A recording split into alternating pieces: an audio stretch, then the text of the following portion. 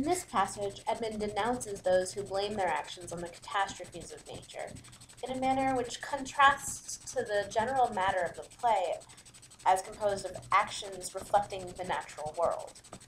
Indeed, where other characters, especially the heroes of the play, appear bound to the will of such godly powers as the weather and nature, Edmund defies this, claiming, "I should have been what I am anyway."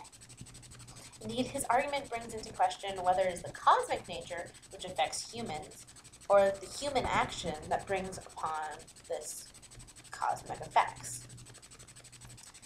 And where he gives the example of his being born as a bastard, it's interesting that rather than being lecherous himself, he plays on the temptations of Goneril and Regan, and is more so attracted to the idea of his power to bring about their infatuation through his manipulation of both them and their husbands and his father.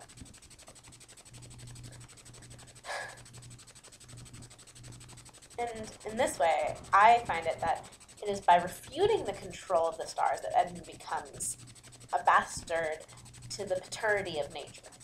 He refuses to follow in these roles, and because of this, because of his rejection of this supernatural power, he becomes the example of villainy.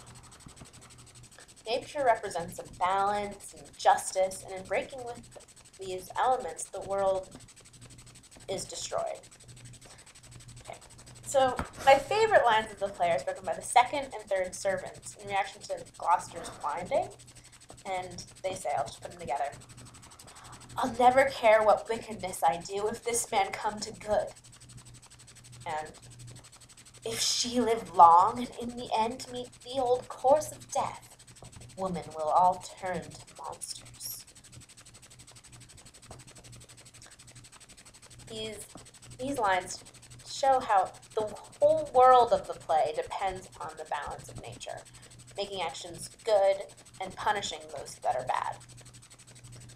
In this manner, by having the people turn against the good nature of familial love and just rule, the world cannot function, and all is hell. Having these lines said by the two unnamed characters reflects how this entire world, which is composed of many different characters of different nations and regions, as opposed to just these families, this whole world will perish if we don't follow this cosmic order. It depends upon this continuous of justice, where every night ends in day, where all the eclipse will pass, and the storm is balanced by sunshine. The weather in E2 seems to be thoroughly tied to these heroic figures, so they denote where good behavior is following this cosmic order. So, where Lear, he wants to cry in reaction to his being thrown out by his daughters, yet defiantly refuses, the storm comes and cries for him. Furthermore, Cordelia's tears and smile are defined as sunshine and rain at once. Pearls begot of diamonds, these natural items and elements that all are within her emotional reactions.